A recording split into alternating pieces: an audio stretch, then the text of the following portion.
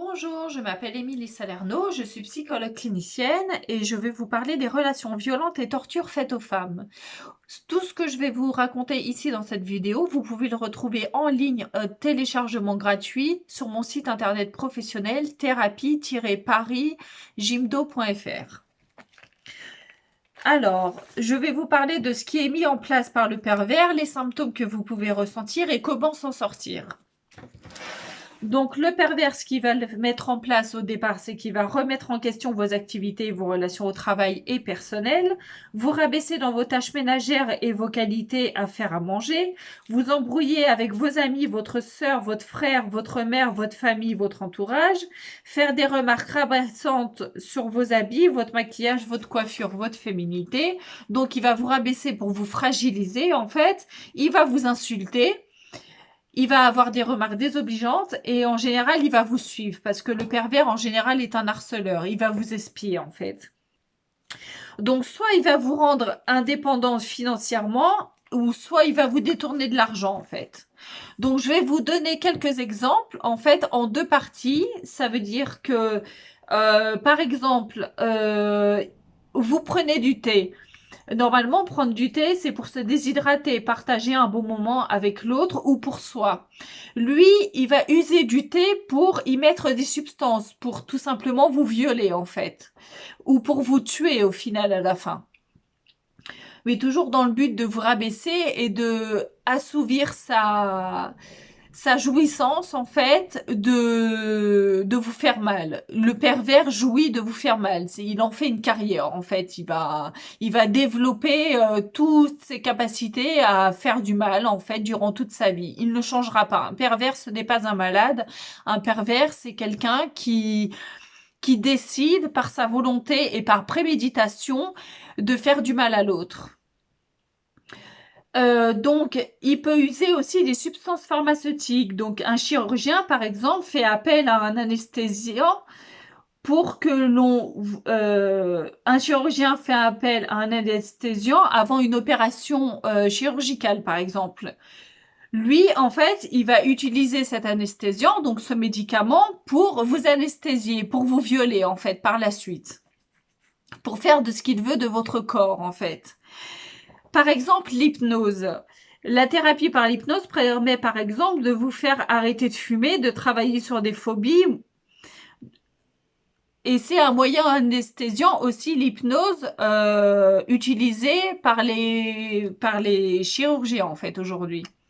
Donc lui, le pervers, il utilisera l'hypnose comme moyen de manipulation, tout simplement. Toujours dans le but pour faire ce qu'il veut de votre corps. Dans la relation amoureuse, normalement, c'est deux personnes qui s'aiment et qui se respectent. Lui, il va détourner la relation pour vous considérer comme un objet. Toujours pareil.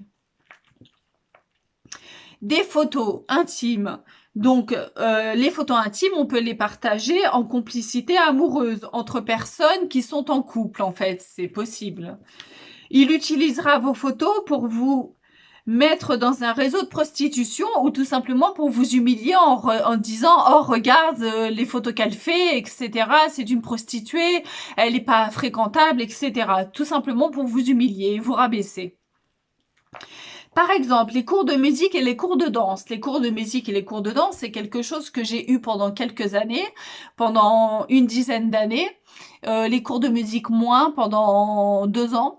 Et en fait, ça m'a permis beaucoup de choses. Ça m'a permis de me développer, d'avoir confiance en moi, de pouvoir développer des capacités intellectuelles, émotionnelles et agir sur la confiance en moi. D'intégrer un groupe aussi, ça fait extrêmement du bien quand on est en cours avec plusieurs personnes. Et le cours de danse, je faisais beaucoup de sport, je faisais beaucoup de sorties, 3 à 4 fois par semaine. Et donc, en fait, c'était très intensif. J'étais dans l'hyperactivité, c'est vrai. Et donc, ça m'a apporté aussi le fait d'arrêter de fumer. Je fumais beaucoup pendant l'écriture de mes mémoires parce que j'ai eu un master 1 et un master 2 de psychologie. Donc, j'ai dû écrire des mémoires et j'étais très stressée. Et donc en fait, normalement, les cours de danse et les cours de musique font du bien au corps, à l'esprit, au cœur et réparent quand ceci est fait par un bon ou une bonne professeur.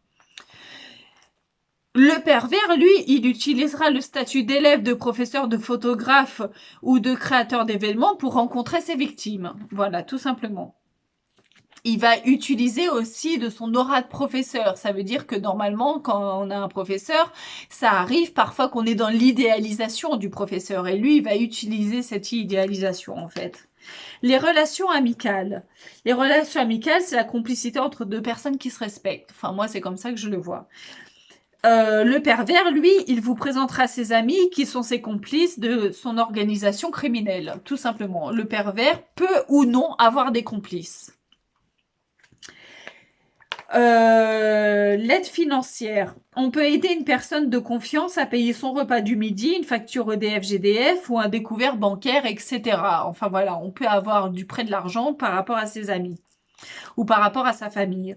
Lui, le pervers, il fera semblant de vouloir vous aider. Son seul but est d'obtenir votre signature et votre numéro de compte bancaire pour pouvoir détourner de l'argent.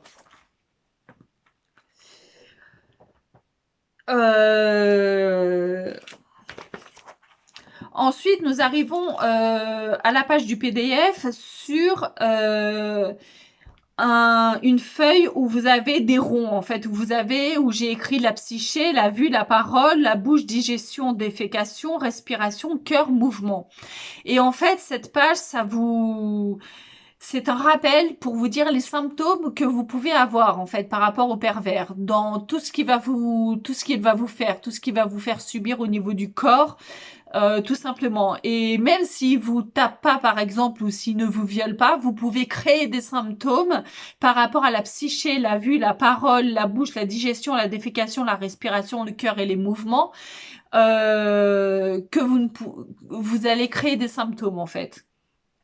Donc pour la psyché, l'altération va être la capacité de penser. Pour la vue, ça va être la capacité de regarder. Pour la parole, ça va être la capacité de communiquer.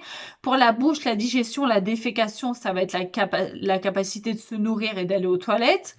La respiration, ça va être la capacité altérée de respirer. Le cœur, ça va être la capacité d'alerte, d'avoir de la tachycardie, par exemple, des accélérations au niveau du cœur. Et au niveau de vos mouvements, ça va être la capacité de faire et de vos déplacements, en fait, qui vont être altérés. Donc, pour tout ça, pour tous ces traumatismes, en fait, et pour tous ces symptômes, vous avez une solution, c'est de faire une psychothérapie.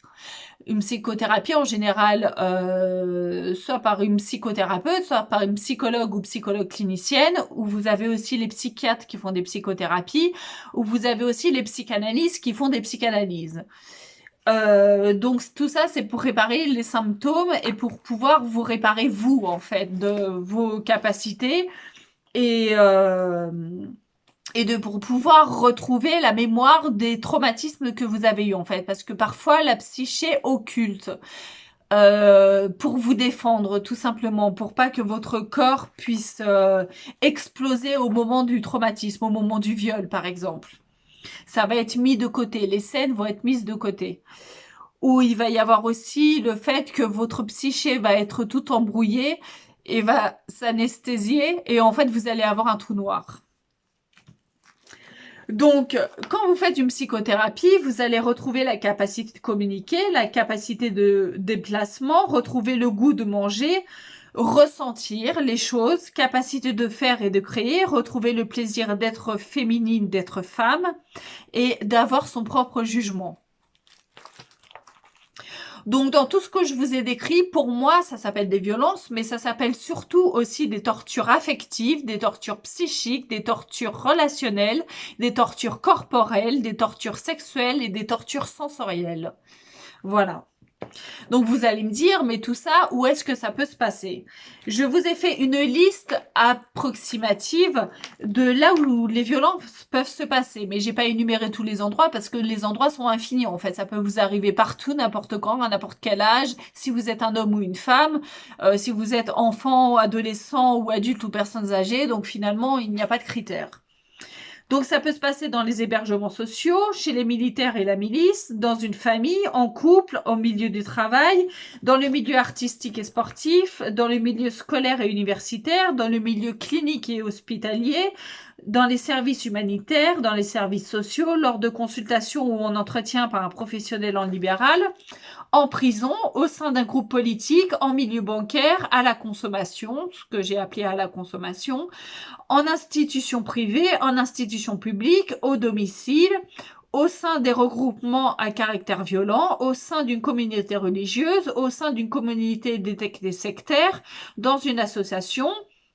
Ça peut arriver aussi en public et au public, durant des déplacements, à la rencontre.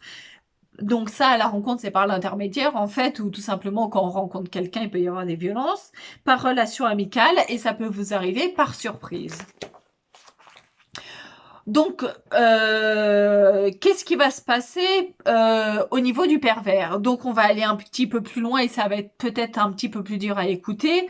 Mais le pervers, en fait, ce qu'il va faire plus profondément, quand il va aller dans de plus en plus de violence, dans de plus en plus de torture, donc il va vous tyranniser, il va vous asservir, il va vous effacer. Ça vous aspire votre substance de vie, ça vous avilit en fait. Il vous rend comme morte finalement. Il peut détruire une opération chirurgicale réparatrice que vous avez eue. Par exemple, vous vous êtes fait opérer des yeux, c'était pour récupérer votre vue. Finalement, lui, il va détruire votre vue, soit en éjaculant dans vos yeux ou en tapant avec son sexe.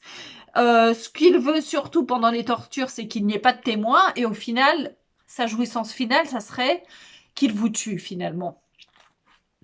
Donc, les symptômes que vous pouvez avoir, ou les syndromes finalement, c'est l'altération de la pensée, la perte de créativité, le ralentissement des activités, la perte d'appétit, l'affaiblissement général, la perte du sommeil, d'être dans le mutisme, le renfermement sur soi, la perte de sa féminité et plus de sensation de plaisir. L'affaiblissement et détérioration des capacités motrices, l'affaiblissement et détérioration des capacités sensorielles, les maux de corps, les maux de tête, les maux de dos, les maux gynécologiques, diminution ou perte de la vue, problèmes respiratoires, souffrance articulaire, avilissement, corps mortifié, tentative de suicide et la mort. Donc finalement, vous pouvez vous donner la mort vous-même par le fait que vous ayez rencontré un pervers en fait. Donc c'est un gros souci. Donc moi, je vais vous décrire les choses dont vous avez peut-être entendu dans d'autres vidéos ou dans des associations, mais pour vous dire comment on fait pour s'en sortir parce que c'est très grave pour la santé, c'était très grave pour votre personne tout simplement. Donc ce qu'il faut faire quand vous êtes en relation avec un pervers, c'est de se mettre en rupture totale avec l'agresseur, en fait. Il ne faut plus que vous soyez en relation avec cette personne. Même si vous avez des enfants avec lui, vous coupez tout lien. Vous faites en sorte, vous écrivez au juge, vous écrivez au procureur. Il faut absolument que ça s'arrête finalement. Il faut que vous compreniez aussi, dans la situation spécifique que je suis en train de vous décrire, si vous avez des enfants, surtout, sachez qu'un pervers, s'il maltraite une femme, il maltraitera ses enfants. Ça, c'est automatique. Donc, rupture totale avec l'agresseur, donc avec le pervers, ne plus lui parler, ne plus lui envoyer de texto, ne plus lui envoyer de mail, faire le silence total. Déménager si vous avez la possibilité, aller chez quelqu'un de confiance, surtout porter plainte, comme ça au moins il est fiché et il y aura une enquête. Il faut que vous soyez pris en charge par des professionnels, que ce soit des avocats, des psychologues, des psychiatres, si vous avez besoin d'anxiolytiques pour vous calmer en fait par rapport à toutes vos angoisses et tout ce que vous vivez, et être soutenu aussi par les assistantes sociales. Donc, ce qu'il faut aussi, le mieux, c'est d'être soutenu dans des relations familiales et amicales et des personnes aidantes de confiance. Donc, dans ce que j'ai pu entendre par rapport aux violences faites aux femmes, il y avait des femmes qui avaient un discours qui était assez interloquant en fait. Donc, par exemple, il y a une femme qui m'a dit « mais je ne sais pas où aller dormir ailleurs qu'à notre domicile ». Elle vivait avec le pervers finalement, donc elle était en couple avec. Donc ça, c'est un problème. Il a vidé nos comptes bancaires, donc finalement, il n'y a plus d'argent. Donc il lui a usurpé l'argent qu'elle avait sur son compte. Il y a eu aussi, il a gardé, où je ne peux pas attraper mes papiers. Ça veut dire que le pervers a pris les papiers d'identité de la personne ou son passeport ou son permis de conduire, enfin tout ça pour ne pas pour lui éviter de porter plainte finalement et pour lui éviter de faire des démarches afin qu'elle puisse se rendre libre. Je vous assure, il ne le fait pas exprès, mais je l'aime. Donc ça, c'est quand on est dans le déni. Il y a des femmes qui sont dans le déni de la violence faite par leur conjoint en fait. Je n'ai pas accès à l'argent que nous donne la CAF. Donc l'argent que vous avez en aide, en fait, pour le couple, le pervers peut détourner cet argent. Il m'appelle tout le temps. Donc là, on est dans le harcèlement, tout simplement. Donc le PDF suivant, c'est des ronds en fait où je décris les personnes qui peuvent vous venir en aide. Donc vous avez la victime qui est au centre. Donc ceux qui peuvent vous venir en aide, c'est la police judiciaire, les aides sociales, l'avocat, le médecin spécialisé, le médecin généraliste et les psychologues. Donc ensuite, vous avez aussi la prise en charge qui doit être faite pour les enfants. Si vous êtes victime d'un pervers et que vous avez des enfants, les enfants doivent être aussi pris en charge. Et ce que vous pouvez faire aussi, c'est enquêter auprès de vos sœurs, cousines, mères de votre mère en fait. Enquêter à savoir si le pervers n'aurait pas fait des choses auprès de vos amis, auprès de votre sœur, auprès des cousins, cousines, auprès des enfants et auprès de d'autres personnes que vous aurez pu rencontrer dans l'entourage. Par exemple, si vous prenez des cours de danse, à savoir à prévenir les professeurs et les autres professeurs et les élèves pour savoir s'il y avait d'autres personnes qui ont été victimes de viol, par exemple, par cette même personne. Donc, le PDF suivant, je parle d'acte de la chirurgie oculaire. Donc, quand on a un acte de chirurgie oculaire, par exemple, le médecin met un liquide anesthésiant. Il écarte l'œil, il coupe l'œil et il met un laser réparateur et replace le dessus de l'œil, en fait, ce qu'on appelle le capot. Le pervers tape les yeux avec son sexe, tire les paupières avec ses mains et éjacule dans l'œil. Donc le pervers, lui, qu'est-ce qu'il va faire? Il va détourner son agression. Il va dire tout simplement que le liquide dans l'œil est la crème prescrite par le chirurgien. Il dira que vous avez déliré la chirurgie en sa présence car vous l'avez vécu comme un traumatisme. Si des drogues ou des substances ont été détectées, il dira que le délire vient des drogues et substances pharmaceutiques que vous avez pris. Donc, je vais vous donner quelques définitions à connaître quand on parle de violence et de torture faites aux femmes ou faites aux enfants, hein, ou faites aux hommes aussi. Donc, il y a le détournement. Le pervers détourne le pourquoi de la venue de la victime. Le but initial de la rencontre est transformé à des fins macabres. La situation s'en retrouve retournée par le détournement du but. Vous avez aussi le retournement. Le pervers rend actrice la victime de leur barbarie. C'est une situation qui contient des éléments de vérité, mais dont la culpabilité est retournée sur la victime. Vous avez aussi l'invention par rapport au pervers. C'est un événement qui comporte une relation, une personne et la victime, un groupe et la victime, et des actes inventés de toutes pièces. La victime ne peut ni connaître le ou la personne avec qui il lui attribue une ou des relations. C'est la création de faux témoignages. Le pervers va faire en sorte, dans sa plainte, le pervers va mettre aussi tous ses fantasmes. Ça veut dire que, par exemple, si vous a violé, tous ses fantasmes sexuels, il va dire que c'est vous qui les avez, en fait. Évidemment, des fantasmes macabres, puisque le pervers a une psyché où tout est macabre pour lui. Donc, il va faire une projection, il va mettre dans la plainte, il va le mettre sur vous, en fait. Finalement, il va dire que c'est vous qui avez des délires, qui avez des activités pas très nettes au niveau sexuel, etc. Et que c'est vous qui lui avez demandé de faire certaines choses si il est à la limite de vouloir avouer qu'il a fait certaines choses. Ceci permet de soutenir le pervers et leur organisation criminelle afin de faire perdurer leurs actes de torture à des fins de satisfaction personnelle en toute impunité. Parce que le pervers fera en sorte qu'il n'y ait pas de preuve, donc de toute façon, il sera dans l'impunité. Il aura quoi, 24 heures, 48 heures de garde à vue au cas où si vous portez plainte, mais s'il n'y a pas de preuve, de toute façon, il n'aura rien. Donc, qu'est-ce que fait le pervers pendant la procédure et pendant la plainte, ou comment il va réagir? Il se masque de son implication des actes de torture, et d'une. Il dit que vous étiez consentante, de deux. Il invente qu'il a été lui-même torturé, violé, qu'il a une vie difficile. Donc, alors, j'entends souvent par les psychanalystes et par les psychologues et les psychiatres que les pervers ont été victimes eux-mêmes dans leur enfance de torture ou de traumatisme, en fait.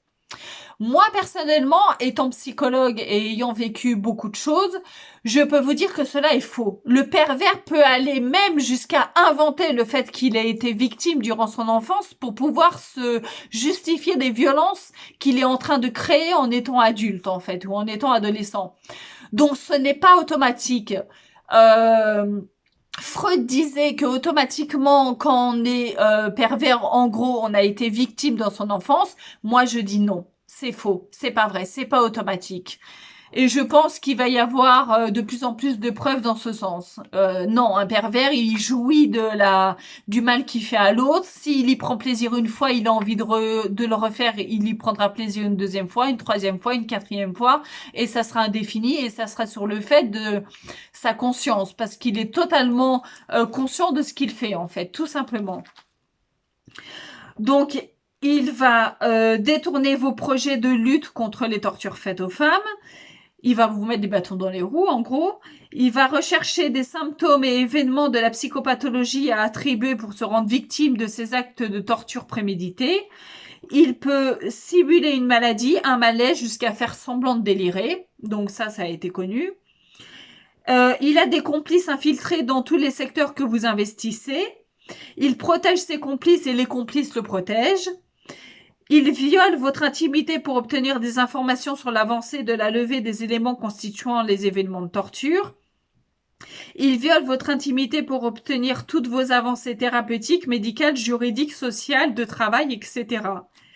Le meurtre est possible jusqu'à l'arrestation. Il faut savoir que même s'il a été arrêté et qu'il a eu des gardes à vue, et au final, il est libéré. Le symptôme de l'agoraphobie, tout simplement, si vous l'avez, c'est parce que vous avez peur qu'il vous agresse. On ne devient pas agoraphobe comme ça. Donc, le PDF suivant que j'ai fait est assez difficile à expliquer. Il part un peu dans tous les sens.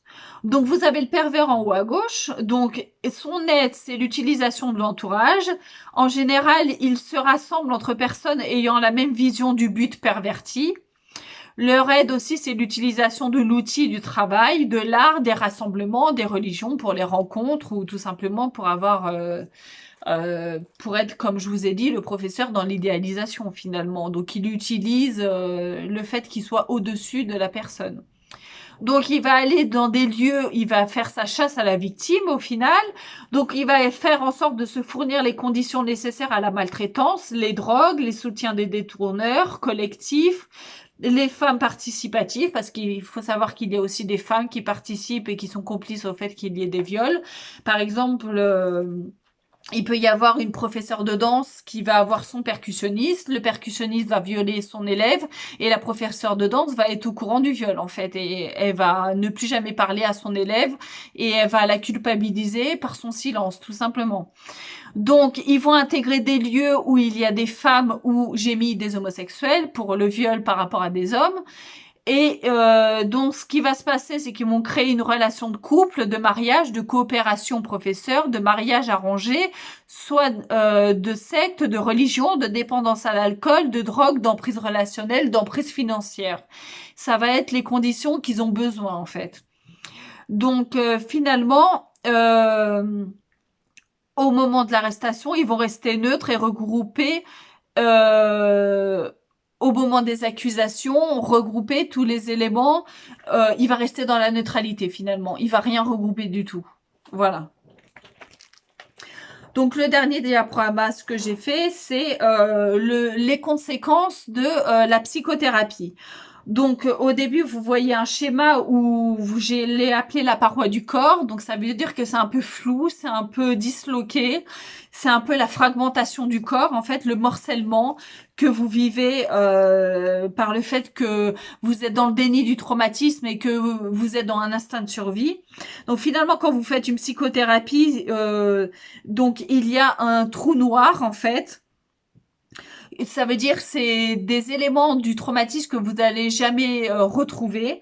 Et donc, des événements, des actes, des scènes et des personnes rattachées ne pouvant être souvenues à cette phase de l'analyse, le patient ou de la psychothérapie, le patient doit accepter l'inconnu, cet inconnu qu'il y a des effets des scènes traumatiques, mais qui ne trouveront jamais de solution car elles n'arriveront jamais à la conscience.